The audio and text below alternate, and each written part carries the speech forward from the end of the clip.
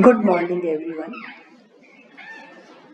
MA previous के विद्यार्थियों, हमने पिछले वीडियो में आर्थिक मंदी का बैकग्राउंड, आर्थिक मंदी के कारण क्या थे, इसके विषय में अध्ययन किया। आर्थिक मंदी विश्वव्यापी मंदी थी। इससे केवल जर्मनी ही प्रभावित नहीं हुआ, बल्कि विश्व के सभी देश इससे प्रभावित हुए। हम इस पर चर्चा कर चुके हैं कि स्टॉक मार्केट में अचानक जो आर्थिक संकट आया वह आर्थिक मंदी का तात्कालिक कारण रहा और इस आर्थिक संकट के फलस्वरूप बड़े बड़े पूंजीपति देश जैसे अमेरिका को भी बहुत नुकसान का सामना करना पड़ा। आर्थिक मंदी के परिणामों की हम चर्चा कर रहे हैं। 1929 ईस्वी से 1932 ईस्वी की विश्वव्यापी आर्थिक मंदी के परिणाम स्वरूप युद्ध, पराजय, क्रांति और मुद्रास्फीति जर्मनी के इतिहास का एक भाग बन गए। अगर विश्व के विभिन्न राष्ट्रों पर इसका प्रभाव अगर हम देखें तो विश्व के सभी देशों में बेकारी की समस्या उग्र रूप धारण करने लगी। अत्यधिक उत्पादन के कारण तथा क्रय शक्ति कम हो जाने से वस्तुओं की मांग घट गई और कारखानों का चलते रहना संभव नहीं रहा। बेरोजगारी की समस्या के कारण न केवल उन लोगों को कष्ट सहन करने पड़े जिन्हें काम नहीं मिला, अपितु उन पर आश्रित लोगों को भी दुखपूर्ण एवं अभावग्रस्त जीवन व्यतीत करने के लिए बाध्य होना पड़ा। आर्थिक मंदी के परिणाम स्वरूप व्यापारियों के लाभ और मुनाफे में भी अत्यधिक कमी हुई। इससे केवल पूंजीपतियों और कारखानों के स्वामियों को ही हानि नहीं हुई, अपितु मध्यम वर्ग के उन लोगों को भी अत्यधिक कष्ट झेलने पड़े जिन्होंने अपने मेहनत से कमाई हुई धनराशि विभिन्न कारखानों में लगा रखी थी। वास्तव में आर्थिक मंदी की इस मार से सभी वर्ग, पूंजीपति, मध्यम वर्ग तथा मजदूर व किसान भी बुरी तरह प्रभावित हुए और आर्थिक जीवन पूरी तरह से नष्ट भ्रष्ट हो गया।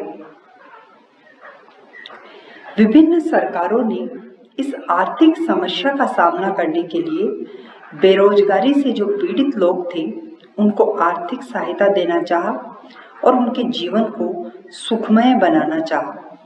तो एक नवीन समस्या का उदय हुआ कि इतनी बड़ी धनराशि की व्यवस्था किस प्रकार की जाए कि सभी बेरोजगार उस सहायता से लाभान्वित हो सके। आर्थिक मंदी के फलस्वरूप राज्यों की राष्ट्रीय आय में पहले से भारी कमी आ गई थी।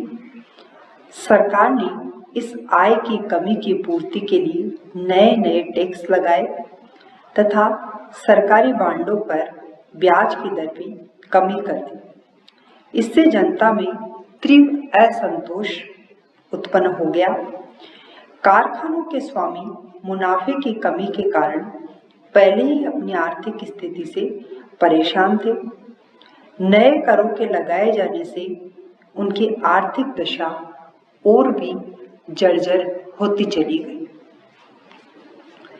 सरकार ने इस आर्थिक स्थिति को सुधारने के लिए जो कदम उठाए उससे जन असंतोष काफी बढ़ गया।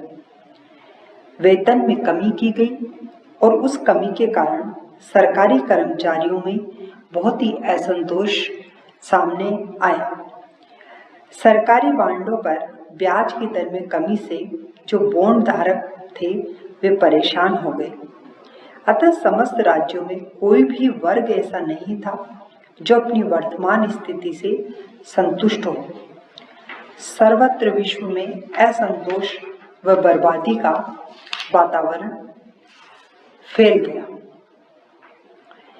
इस विश्वव्यापी आर्थिक मंदी ने सभी देशों की आंतरिक दशा को भी शोचनीय कर दिया, जिससे जनसाधारण का ध्यान आर्थिक कठिनाइयों को दूर करने के लिए युद्ध की तरफ जाने लगा। इटली का अफ्रीका के एक दुर्बल राष्ट्र अबिसिनिया पर आक्रमण करना इसी उद्देश्य की पूर्ति का एक साधन बना। उधर ग्रेट ब्रिटेन व फ्रांस ने राष्ट्रसंघ की उपेक्षा करी और जर्मनी व इटली के प्रति तुष्टीकरण की नीति का सहारा लिया।